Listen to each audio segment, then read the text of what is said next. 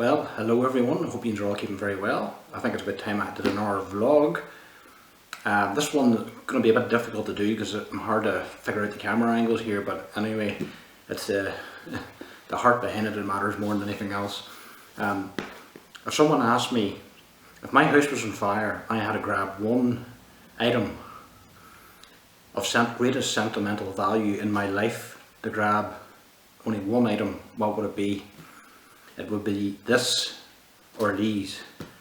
These are my observing logbooks. There's actually 8 of them in total, and these are the heart and soul of everything I've done related to the sky over the years. My very first observing logbook was this one of these small diaries. The first entry is actually October 1997 till January 2000, and after that I got these bigger diaries, these day-to-page diaries, the large ones, which I fill out. I have no gaps in them, I just fill them out completely. Just pack the pages with words and observations. So these 8 books, this is my latest one, the one I'm still working on, but these 8 books here represent my entire life, my passion of observing the night sky, observing nature, weather and thunderstorms, and photography, and in recent times drone cinematography. So everything I've done, everything I've evolved from my entire life, from my first sighting of Hale-Bopp through to the present day, is through these logbooks. They are precious to me, they are phenomenal sentimental value. So the reason for this vlog is to share some of these logbooks with you, to show you the content within them, and perhaps even inspire you to start an observing log of your own. I think it's very important to record your observations. Observations can be astronomical observations, they can be photographic observations or records, they can be related to nature, if you're a nature photographer, a wildlife photographer, landscaper, if you're a weather photographer, storm chaser, whatever, astrophotographer, whatever you're into. It doesn't even have to be any of those subjects. I feel it's very important to record what you do, because observations are not observations unless they are recorded. And you never know years in the future when your observations could be of interest to someone researching a particular field. So it's possible that your observations may even have some help within the scientific community at some stage. But if not, they're sentimental, they're important, they say a lot about you, they show your development as an observer or photographer over a period of years or decades, how your style and your opinion and goals shift with time. So they document your life pretty much. To me, these are so important. They not only document my observing and records or my photography effort, they also, occasionally there's personal stuff embedded within the pages too, things that happened to me over the years, so they're definitely very important to me. So this is I got 2 cameras running here, by the way. I'm not sure how well this is going to show up. I really need something looking down to show you the page, but I've got my wide angle field here to show you what I'm doing, and I'm going to use this horror camera here to hopefully you can see some of the detail in the pages. So I'm going to set this to the side a second, so wow, they're heavy. This is my very first observing logbook. Just to show you the kind of stuff, I even wrote a table of contents where you can go through and actually find what you're looking for. And there's a picture of me years ago. You probably won't be able to see it in this camera. Me in my old home with my Tasco 4.5-inch reflector, short tube reflector. That's my second ever telescope. I love that telescope. So the observations in this logbook actually start with my very first telescope. They start with my 2-inch refractor I got for Christmas one year, a long time ago, and my very first observation, I've been observing before these books, before I began keeping records, a long time, but these just represent when I decided to start recording my observations. So my first observation was actually my first recorded observation was actually the 21st of October 1997 at 7:30 p.m. with my 2.5-inch refractor using a 12.5mm focal length eyepiece. And on here you can see first observations. These are actually my sketches of the planet Jupiter and 4 of its Galilean satellites, which you can see either side of the planet. I've sketched the planet's disk, and the 4 points of light, the 4 stars, are actually the 4 moons of Jupiter. So that was my first observing project. I began studying the planets and observing them every clear night and noting the positions of the planets relative to the moon, and I would sketch their positions. So over a period of time, I started to get better at it. I started to see more detail. That's still the 4.5-inch reflector. As you can see, I'm actually starting to note things like shadows on the disk, picking up the north and south equatorial belts. I will advance on. Aurora. Observed the 26th of October 1998 at 12:29 AM. I have a sketch out here, a very simple sketch. But that was observed from my bedroom window one night when I used to do star watching sessions where the lights turned out at night. When I was back in again, and I caught this aurora just appeared out of nowhere, and I didn't know what it was at the time. I thought it was the end of the world. The beams were so amazing. It was actually vivid blue ghostly beams coming up, which I've sketched here, and there was a meteor which shot through them, which I've sketched too. So that marks my first aurora observation. My first aurora of well over 120, whatever it is now. I'll fast forward a bit here. This is a Lyra meteor shower watch back on April 22nd, 1999. The funny part is, number of observed meteors, 1. The sky appeared overcast soon after observations began. But my idea was I would sketch out the constellations, get a red torch, and I would any meteor seen, I would plot them. I'd draw a streak where the meteor actually was in the sky and record the time. So the only meteor I saw was at 11:23:01 UT. A very simple observation, and here's my first observation of a sunspot, visible in my 4.5-inch reflector too. That got me into solar observing. And as time went on, I began observing a lot of the solar system objects. This was actually, I was quite proud of this one. This was my observations of the Galilean satellites of Jupiter. And I marked, there's 4 main satellites, Io, Europa, Callisto and Ganymede. And for each of those, I observed them every night for weeks, and I plotted their position relative to Jupiter every night, along with the times. And using this, I would work out the orbital period of each satellite. It was a fun project. And for each of those, I observed them every night for weeks, and I plotted their position relative to Jupiter every night, along with the times. And using this, I would work out the orbital period of each satellite. It was a fun project.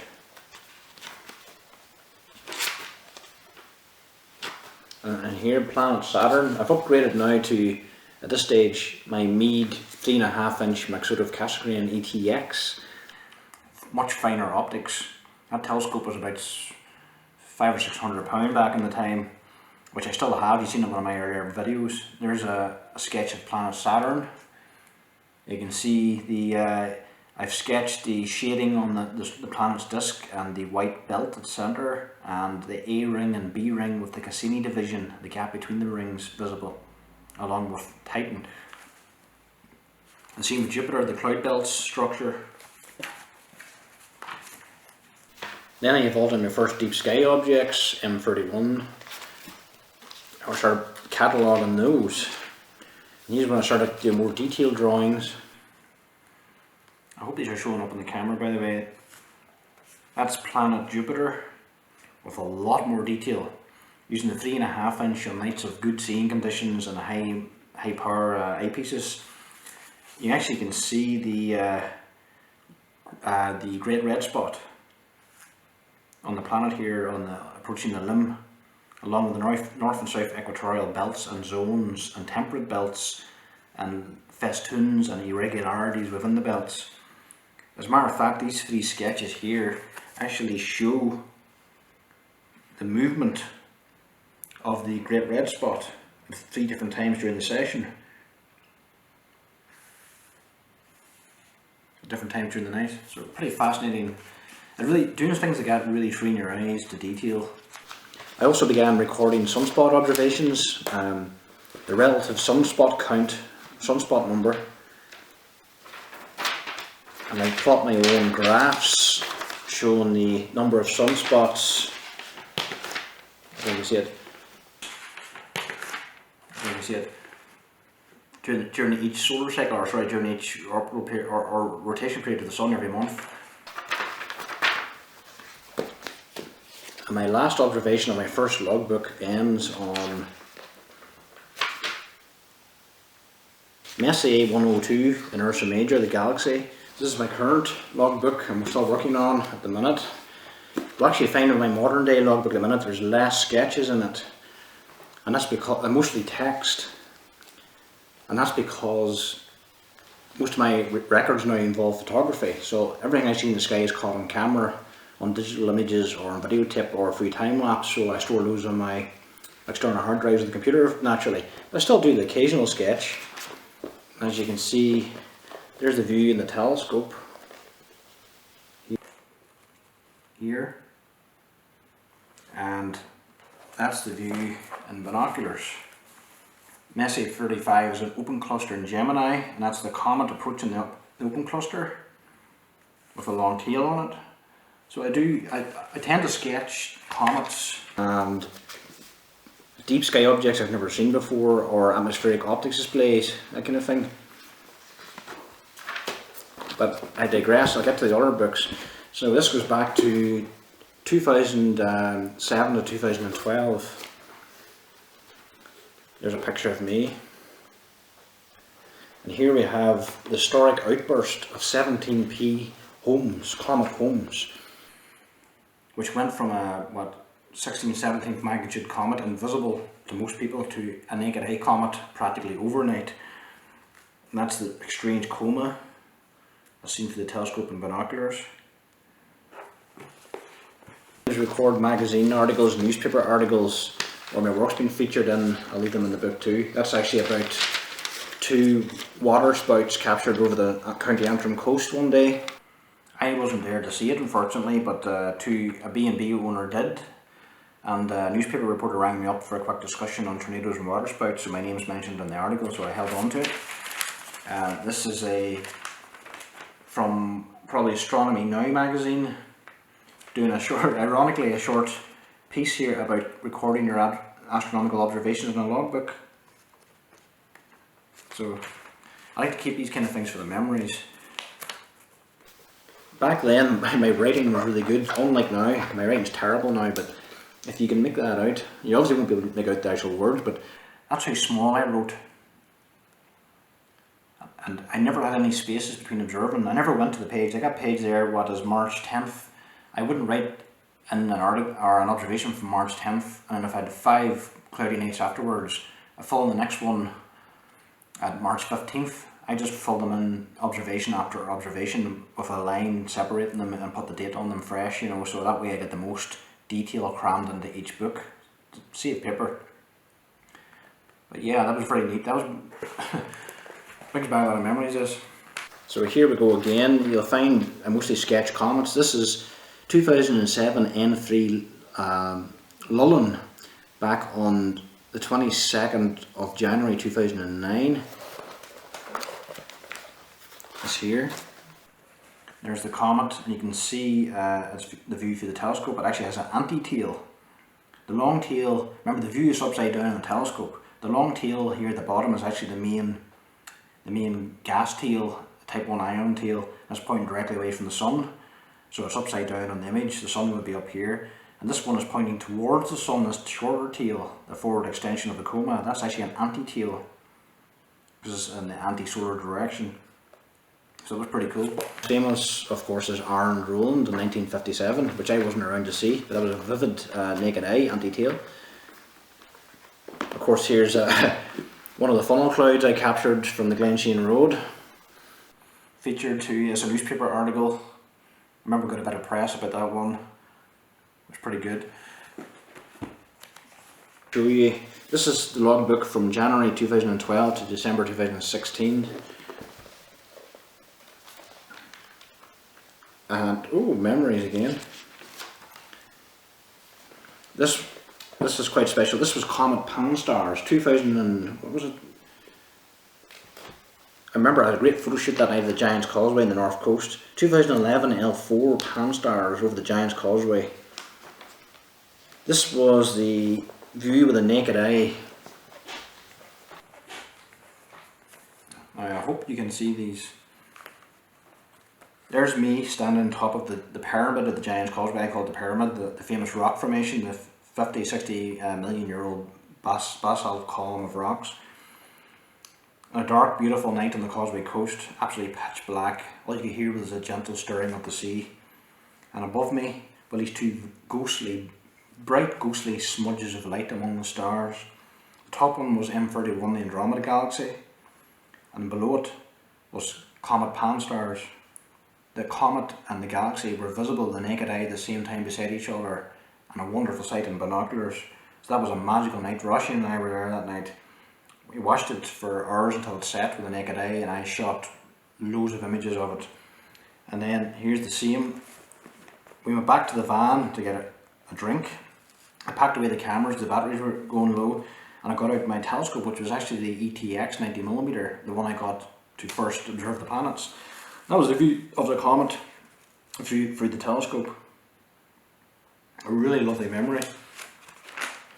And then, yeah, the following night from Glen Shane. That's me standing on a back road of Glen Shane Pass. There was boulders of snow on the ground from the plough going through, and there was the Pan-STARRS and the comet. I'll just take you through this logbook so you just see the kind of stuff. That was an article of mine as well, appeared in a magazine about moonbows. That was actually my moonbow image there.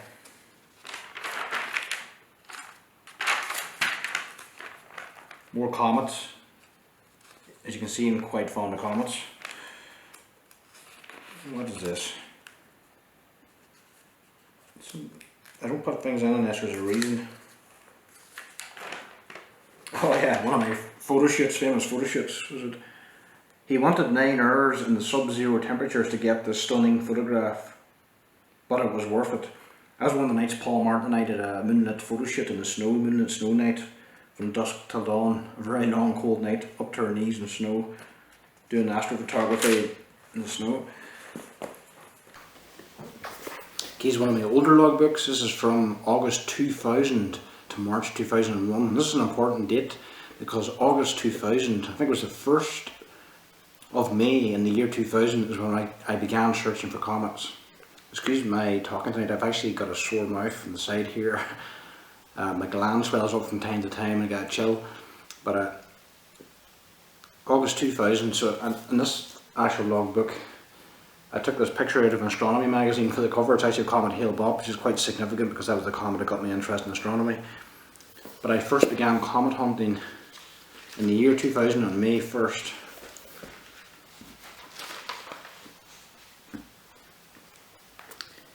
And one of my favourite memories was actually when I independently discovered Comet 2P Encke. This is the actual observation here.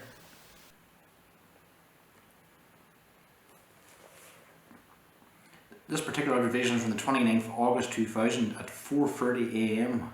I've been searching for comets all night long that night with the 8-inch, and right through the dawn, and I was searching low in the northeast sky before the sun rose and the bright twilight. And the twilight was so bright there were only a couple of naked eye stars visible and very few stars in the telescope. It was almost too bright even to be searching for, for anything through a telescope at that stage. It was phenomenally bright background. And then I found this fuzzy object. The sketch doesn't do it justice at all, but the naked eye through the telescope, the object was very fuzzy, slightly elongated, and it had a shimmering, almost greeny red hue off it. I knew instantly it shouldn't have been there, and I realised I had discovered a comet. I was very excited for a few minutes, very excited, because the idea was I was starting on a project to discover a new comet, and I thought I had found a new comet within a couple of months of beginning. But as it turns out, I ran into the house, went through my astronomy magazine, which was actually Sky and Telescope, and I managed to find it was Comet 2P Encke in the exact area of sky before dawn, close to the sun. So even though it was a known comet, it was still, for me, an independent discovery. An independent discovery is when you discover a comet without knowing it was there to begin with. So you found something without any prior knowledge of its existence. So it takes a lot of dedication and sweeping and tenacity and a meticulous attention to your sweeps in the sky before you can actually even find a comet at all. But it was quite amazing. It was quite bright and very close to the sun, so I was blown away by it. It really was one of my favourite memories. And according to this chart in Sky and Telescope, it must have been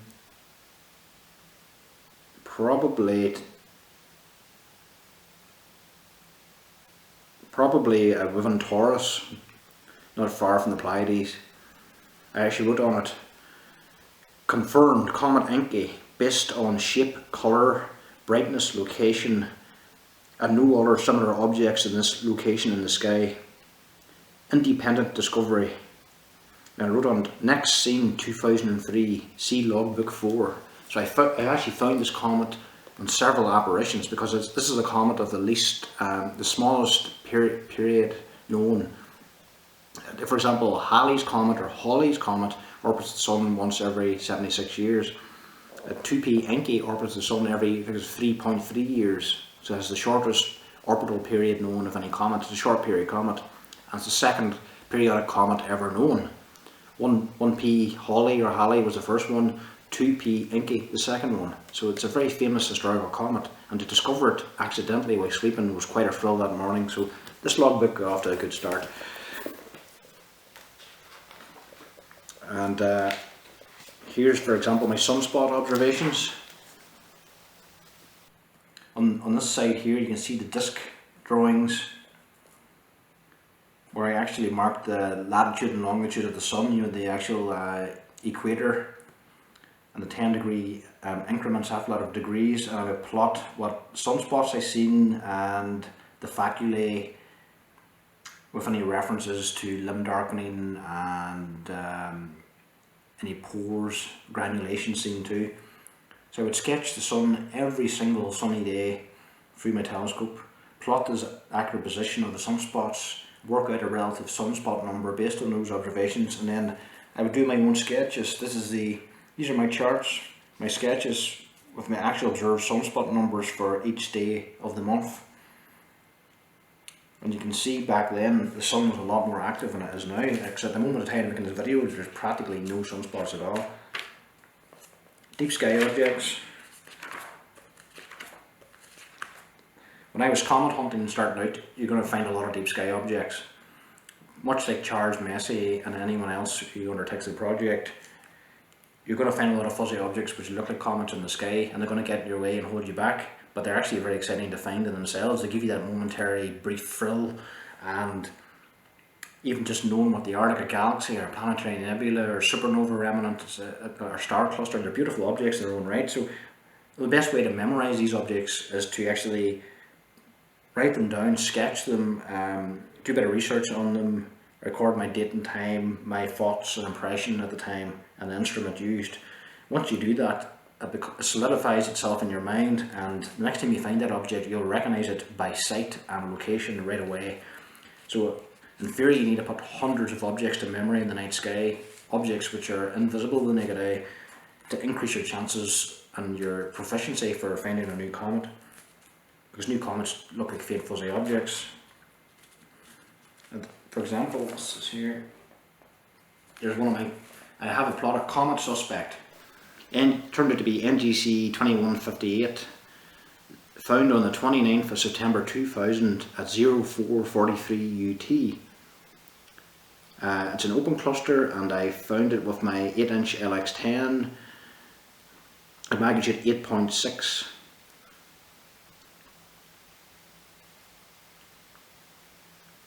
And I sketched its position in the eyepiece relative to the background stars and its appearance. Just a faint fuzzy haze. That's pretty much what a new comet at discovery would look like. A faint fuzzy haze. The only difference is comets move over a period of time. So you usually wait and see if it moves among the background sky. But of course you consult your atlases and catalogues first. to determine if it's really a comet or not. So I'm skipping through. You have a lot of deep sky objects and fuzzies plotted. You have to do this. It was a great adventure. I really enjoyed finding these objects. Yeah, that's Comet Hartley. 2019 T1 McNaught Hartley. That brought back a lot of good memories for me too. I have a suspicion I might have been the first person in Northern Ireland to actually observe that comet. I got it right before dawn, sunrise in the winter time. Nobody else was too interested in it back then, but it was only a comet bright enough to be seen. And I plotted it every clear night among the background stars, its position.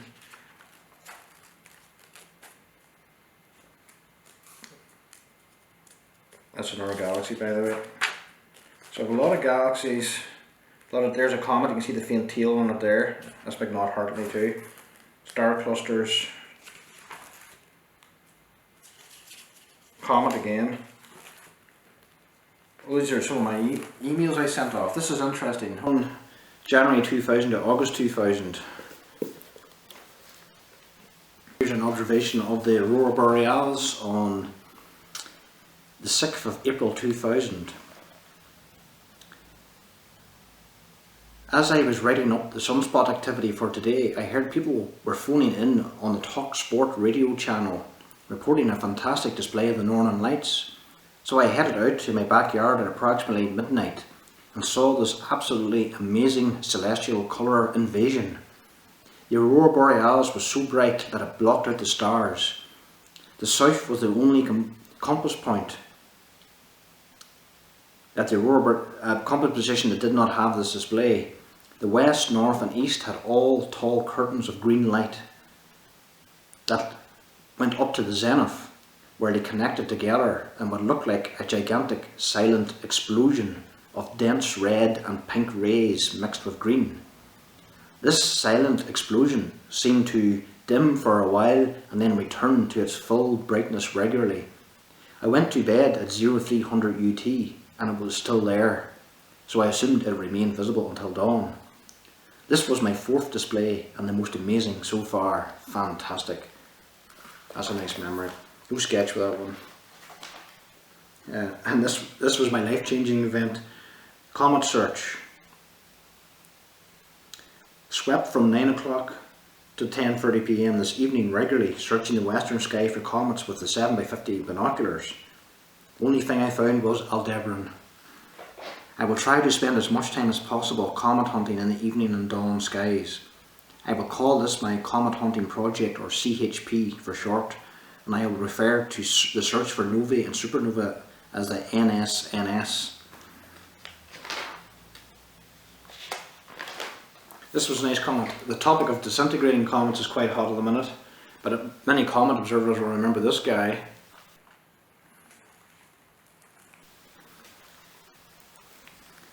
This was a Comet Linear in 2000. This comet suddenly broke apart, but it was a nice object in the summer night sky, and I have several observations of it here. It was called 2019 S4 Linear. I observed it on the July 2000 at 01:25 AM with the 8-inch. And these 3 sketches here show the comet's tail. Remember, the field of view is upside down. The comet's dust tail and how it moved among the background stars within a period of 30 minutes. So the sketch shows the comet moving among the background stars. And here's another observation. That's a cut from a magazine article, probably Astronomy Now. And there's the comet again, moving among the background stars. That comet actually disintegrated just like Comet Atlas did recently. Here's a nice observation of planet Jupiter. You see that? Again with the 8-inch telescope. I've marked out all the main areas on the planet. I don't know if you can see that. And I have what I see, the shadow of Europa in transit across the face of the planet. So it was visible here, and one of the northern temperate zones or temperate belts. You can see a black dot. I've isolated this area here to explain it better. That black dot is actually the planet the satellite, the moon Europa, actually moving across the face of Jupiter's cloud tops. And as it does so, it appears black in silhouette against the front of the planet. And that black dot is actually Europa, the satellite. And over a period of time, you'll see it moving across the temperate belt of the planet as the planet rotated. Pretty amazing. And here's a Messier marathon. You ever heard of Messier marathon? I conducted with the EAS one night, the East Antrim Astronomical Society, at Galilean Reservoir. Remember that Charles Messier, who picked up all these fuzzy objects and made them into a catalogue because he was a comet hunter?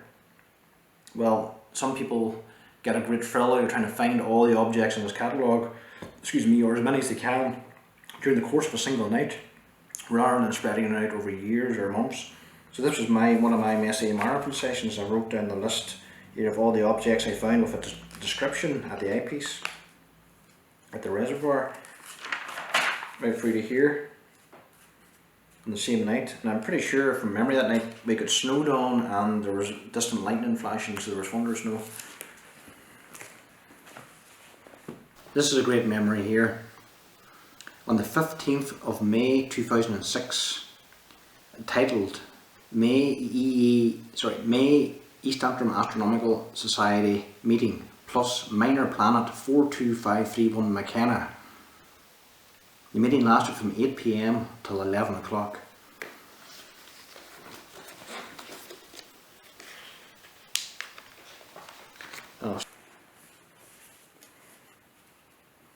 That's my mum, Carmel McKenna, and there's me with my asteroid plaque. That's Dr. David Asher, very famous, world famous astronomer from Armagh Observatory, associated with asteroid, comets and meteor streams. And John C. McConnell, a very good friend of mine.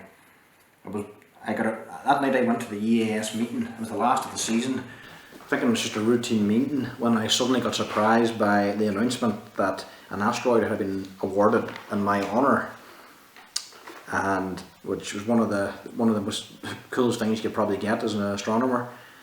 And thanks to John McConnell, that took place. The hard work of John McConnell and David Asher. There's a lot to that story which maybe could cover in our video. But that asteroid is 42531 McKenna. It's a Mars crosser. And David Asher thankfully gave up one of his unnamed asteroids, his new discoveries, and thanks to John McConnell and the IAU, it got named after me. And I wonder, do I have... Well, you can see that on the website, more about that one. I got awarded the asteroid mainly for comet hunting and my dedication to comet hunting and the night sky in general. And even my weather observations are mentioned in it too. Another comet observation. M4 Swan. You can see the type 1 gas tail here with a division down the middle. The tail was actually split into two components. There's a gap in the middle which I've arrowed there. You have a dark spine going down the centre of the tail. You have this enhancement here as a knot, which is called an enhanced area knot, an obscuration visible downwind of the false nucleus, and there's your dust tail off at an angle with streamers on either side.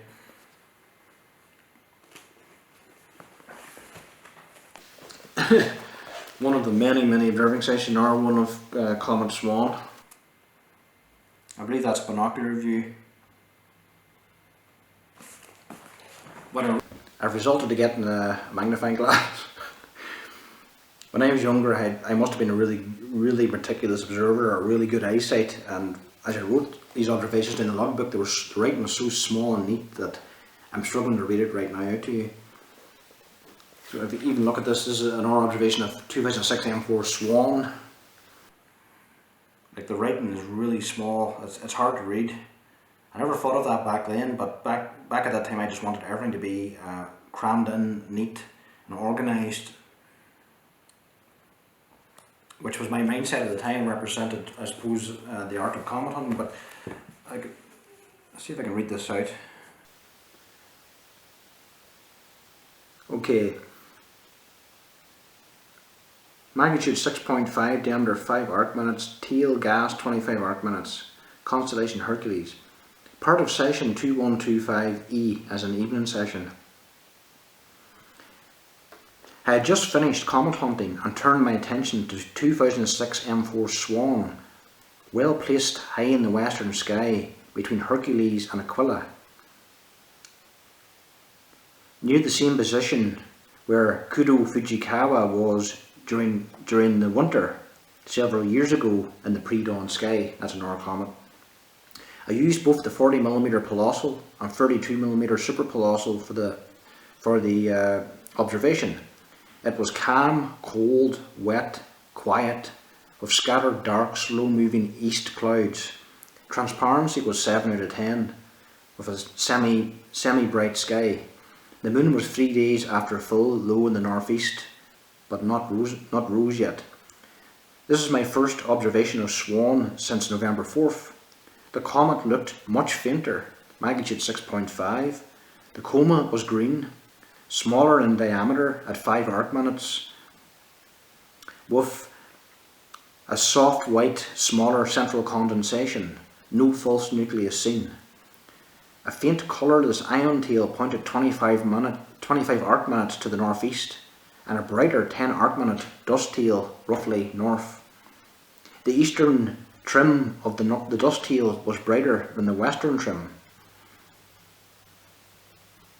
Together they formed a V-shaped appendage attached to the coma. The gas tail looked longer in the 10x50 binoculars. Coma age itself was quite diffuse. Could not see comet with the naked eye. I reckon this comet would be a lovely sight in a dark sky. This was my 27th observation of this particular comet.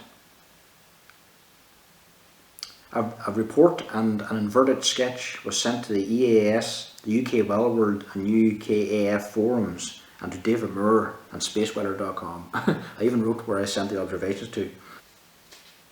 And last but not least is my observation of the event which changed my life forever for storm chasing. Until this moment in time, much of my observations in these books were astronomical in nature, with some weather phenomena and of course a plethora of atmospheric optical displays such as sun halos. But the day before, July 16th, I went on my first storm chase in a car with Connor MacDonald. I was completely hooked in. The next day was even better again. Probably about 4 or 5 thunderstorms and this possible tornado. This was the event that changed my life forever to do with storm chasing, which drives me to this day. This is the actual sketch made from memory the following day from the sighting, showing the big funnel cloud coming out of the thunderstorm base and changing shape as it flirted with the ground. At the time we believed it was on the ground as a tornado, and even though we can't prove it to this day, myself, Connor MacDonald and another observer from outside Dungannon, John Fagan, who also seen it that day, they all believe that it was on the ground. So if there's ever a case I've had where I think I actually got a tornado, it's this event. I've seen numerous funnel clouds, but none of them have been as good as this. So this shows it coming out of the base of the storm, how it changed shape, and that was it at its finest, the most photogenic. These lines are the precipitation core behind it, falling down just as the storm started to mature. Came very close to the ground, this classic S-shaped bend. But what didn't show in the sketch, and what doesn't show up in the camera, is with the naked eye there was a translucent tube, almost like a pencil thin line, translucent, very hard to see, came out at the bottom of the funnel and seemed to touch the ground. And then as it dissipated, it roped out and split into 2 sections. The 2 sections were rotating one after the other. Amazing. The whole thing lasted about 15 minutes. Blew me away and still has to this day. I've always hoped to see something like it since. That's a newspaper article about it. The photograph didn't come out too well in the newspaper print. Then a couple of days later I seen another funnel cloud. I must have been meant to be a calling from nature. This was the view through the car windscreen, if I can get this up without ruining things here. Driving to the north coast, I think this was in the road between Swatra and Garva. A thunderstorm passed over and a funnel cloud actually was visible under the base and at a horizontal aspect. It wasn't hanging down, it was actually moving in a horizontal orientation across the base and embedded within the base. So you can only see it when you're actually under the base looking up at it. As we drove through, we could see it turning. There was actually two sisters. This one was the more prominent one. That's to do with the probably the strong updraft. Feeding the storm probably lifted the funnel into that aspect. And a few days later, I seen another funnel cloud. I seen three within a week. This was a white funnel cloud that came out of the base of a towering cumulus cloud while I was actually having a walk in the Mahara countryside with my dog Benson. And this one came out for, I don't know, maybe 5-7 minutes, something like that, and changed shape. Nice white. I call it a shark fin, or a shark tooth, over one of the treetops. So that was very exciting. That was me hooked then forever, right to this day. So this is important. This is the thing about these logbooks. They show your development through time. Everything is on here from when I first looked at the stars with the naked eye, when I got my first telescope, my next telescope, my third telescope, my fourth telescope, how I started out observing the planets, the most obvious, brightest objects in the sky, planet Jupiter and the belts and the Galilean satellites. Then I progressed on to Saturn, the ring system. Then try to find Mars, try to study the polar caps on Mars and surface major shading. You know, you're starting to develop and grow with time. You started to study these objects on a nightly basis until they became friends. You start to notice things on you you've never seen before because you're training your eyes, you have more experience, your instruments are better, you learn to observe in nights when the seeing conditions are perfect, you start to understand nature and get that connection with the sky. Then I developed on the deep sky objects, galaxies, clusters, nebulae, supernova remnants. I went through the Messier catalogue, observed many of the NGC, New General Catalogue of deep sky objects through all my telescopes until I had proficient skill and experience at identifying deep sky objects in the sky. Then I began comet hunting on May 2000. So I began searching for a new comet, a comet of my own, tried to discover a new comet. And during the course of those comet hunting sessions, which lasted over 10 years, I've observed known comets, I've made several independent discoveries, and observed many deep sky objects I never would have seen before in the sky unless I had been searching for comets, and all of those are plotted. So that sets up my history of my career really in amateur astronomy.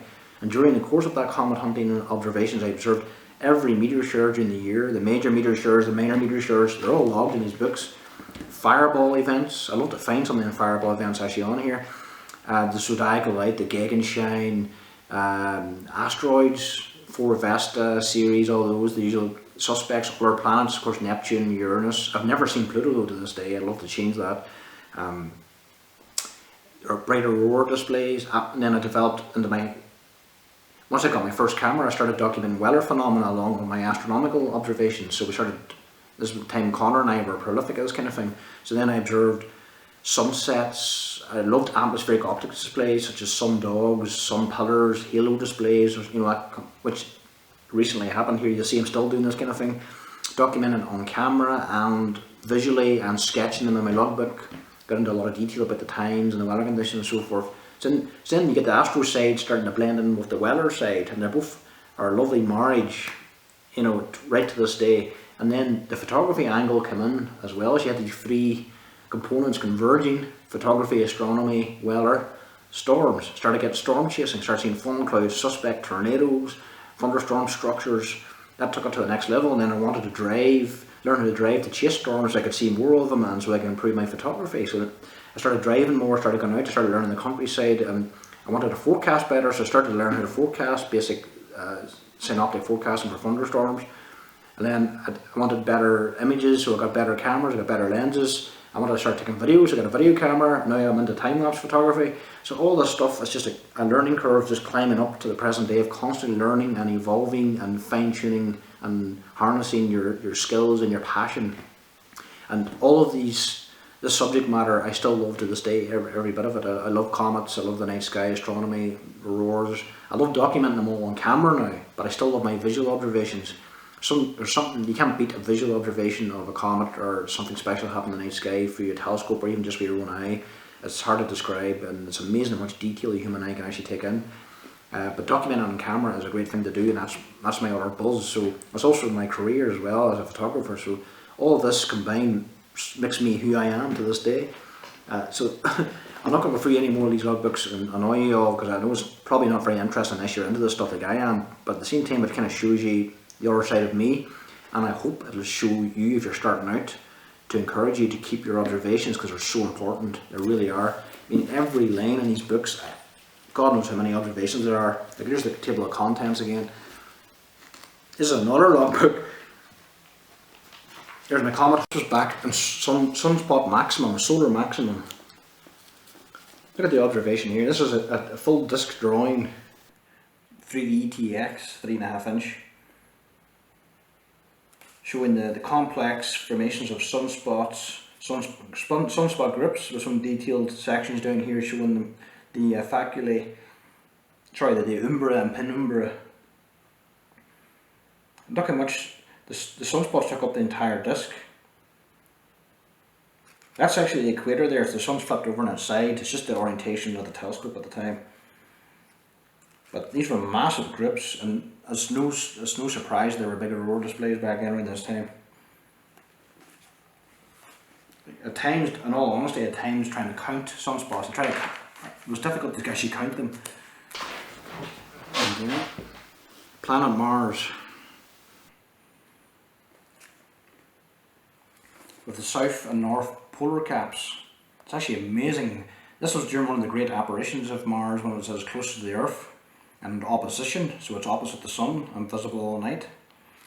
The planet looked incredible through the 8-inch telescope at high magnification before dawn. On nights of good seeing, you actually see the polar caps and Syrtis Major and other features on the planet, including, of course, the orange-red colour. And it's amazing to actually see ice on another planet. To see the polar caps on another planet is just phenomenal. To think that Earth actually looks like, you feel like you're looking at Earth pretty much. Really tremendous experience. Another observation of Mars.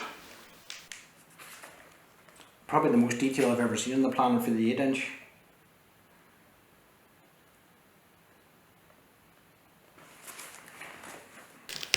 There's a photograph of my 16-inch reflector and Dutonian mount, the Meade Starfinder f4.5, which I used for comet hunting for many years.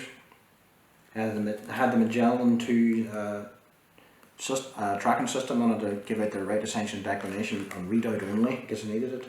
Had my 8x50 finder scope, 2-inch super colossal 32mm eyepiece, which I still have, and the 8x50 finder.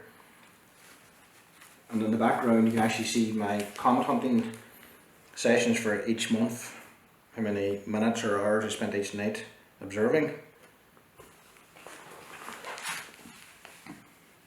As you can see, during February I spent 20 hours, 30 minutes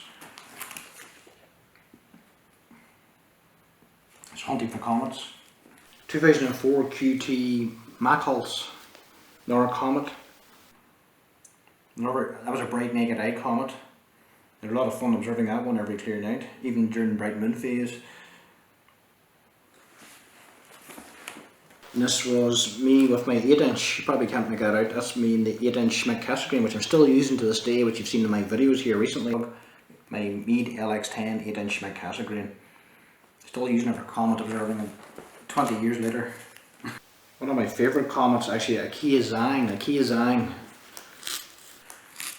This is a sketch I made, which I inverted in colour, showing the actual bright coma with the bright condensation, the very vivid gas tail extending away from the sun with multiple streamers going down one in through the tail.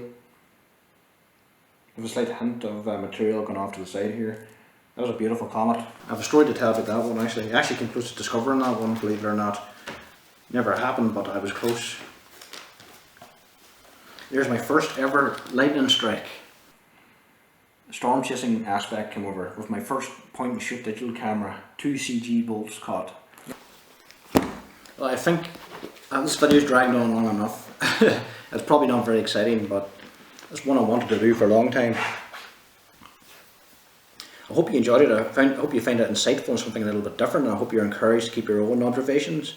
Remember, you don't have to keep physical logbooks if you don't want to. You can do it on a computer. Record your observations and store them on a file in your computer, on a document, and keep them in an external hard drive or a USB pen. But I prefer the hard book approach. I like to have something material in my hands so I can read it and feel it. There's something about a book that beats a digital record any day. It's nice to have the digital records for a long period of time, of course, but these will deteriorate over time, and I probably should scan them. But there's something about it. When I open this book, it's my first logbook. When I open this book now, I look at this first observation of Jupiter. Brings me back in '97, October. That brings me right back to that night. I can almost smell it off the page. I can almost smell the telescope. I can hear the clock drive ticking. I can see what the eyepiece field of view is like. I can see what the planet looks like. I know what the sky conditions were like. I'm teleported back to that moment in time, emotionally and mentally, right to that time when I made that observation. I'd forgotten about it until I looked at this book. When I open any random page here, it's the same thing. Even that night of the meteor shower, or my very first sunspot observation, I remember that. I remember vividly, just from that sketch in a few words. It teleports me back in time. And this will be the same with you. All those memories, all those observations, those moments in your life, the trials and tribulations, the good times, the bad times, the amazing things you've seen and experienced are all recorded in these books, and you can look back on them 10, 20, 30, 40 years in the future and go over them and smile, remembering those wonderful times you had with nature. And they make you who you are today. All that experience and time and investment of your mind, heart and soul into studying the sky day or night is captured in these books. So I thought I'd share them with you. I hope you find this interesting. Keep looking up, and hope you're all staying safe. So thanks very much for listening.